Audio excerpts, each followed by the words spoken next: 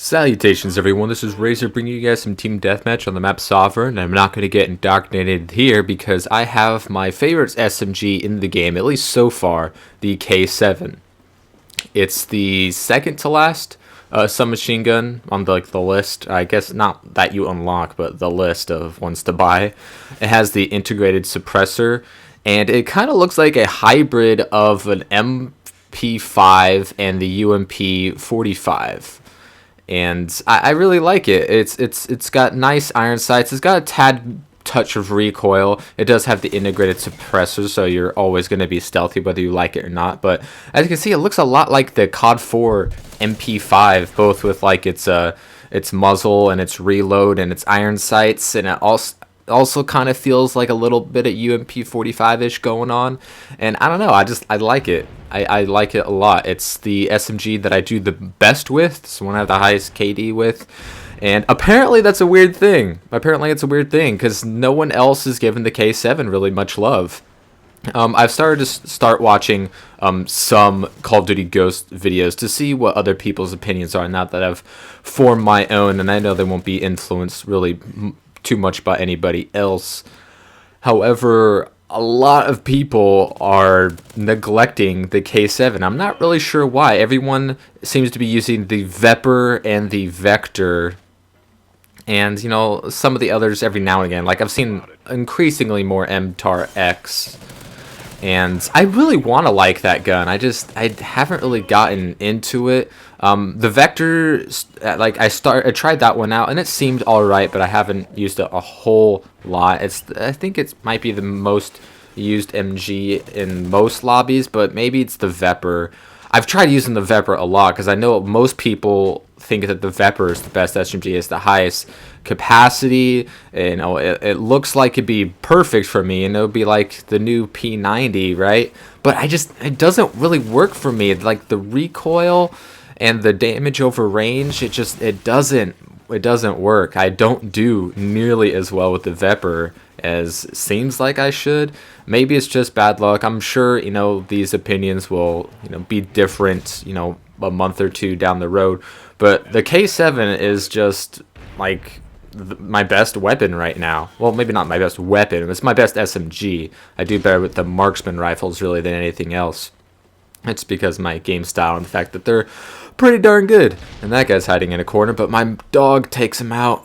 Good old K9 unit, running Satcom K9 and Maniac because I had not bought any kill streaks here yet. But I have since, and not that I've gotten much more luck with it, because it's still difficult for me to string a lot of kills together in a row in this game, just because the way it's set up. But the K7, it dispatches people pretty quickly. It's got the integrated suppressor, which I know people love, because the Honey Badger is still everywhere.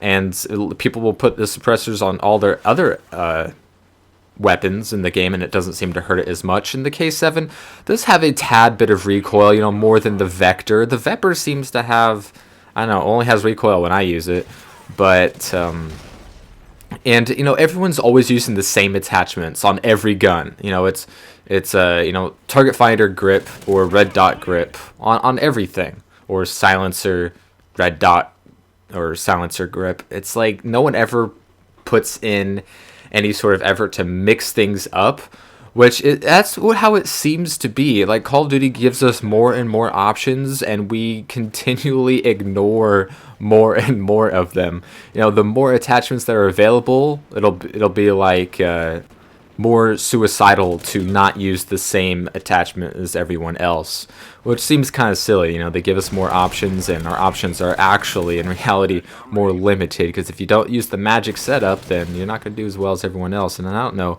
what those guys are doing.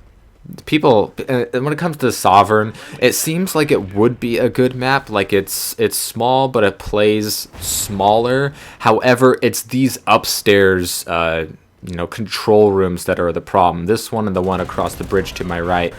People camp there non-stop. It's all about camping upstairs on this level. And if you don't camp upstairs, you're gonna die. And that's really a shame. If the upstairs parts were just off limits, or much more limited. There was much less space, maybe like a bridge collapsed or something, or they just weren't there at all these railings, then this map would definitely play a lot better. I like this little underground area passage here. It's really cool, especially for starting off a search game. No one expects you to go this route, at least so far. I mean, I know those things kind of change as the game progresses, like back in Hijacked and Black Ops 2. It's like, oh, go underground. No one will expect you to go there. And that's still held true for the most part. But, sometimes someone will get killed by you once, and then, they'll look for you again. But so far here, that underground patches isn't really a way to kill people. It's just a safe way to get from one side of the map to another, which is what I like. It's pretty cool. So I had to pick up this, this assault rifle. Maybe it's the Remington or one of the first two SMG assault rifles. I'm not too sure. Pick up the stupid honey badger, try to get my maniac, and bam, I got the maniac. And this is my first time using the maniac. It kind of fucking glitches me out there. That dude gets killed by someone else. By my dog, I guess. And I just get lit up right there.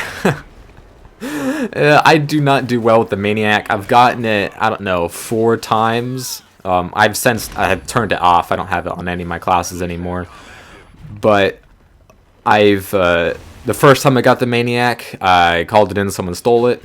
Because it's a care package for some reason. It's an assault streak. Why is it a care package? I don't understand it. It shouldn't be. I think it's too strong to begin with, but if you get it, it's like, let it not be a care package so the enemy team can steal it. It's like, you at least got those 10 kills to earn it, so why make you work for it by protecting it as a care? I don't know. I don't get it. A lot of weird decisions in this game. However, the second time I got it, the round ended as I put it on, and I think this was the third time I got it. I get 1 or 2 kills with it.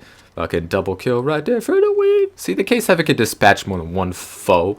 It does have 32 rounds, but I've also used it with the extended mags, which seems to help because you don't get very much ammo in this game on any of the weapons.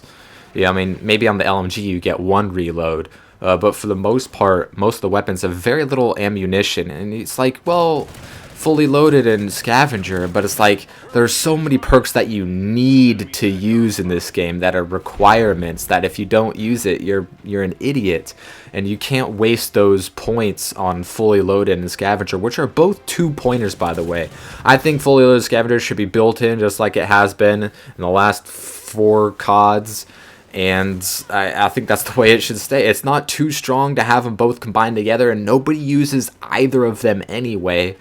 And if not, have them each be 1 point. They should not be 2 points each. That's just ridiculous to me.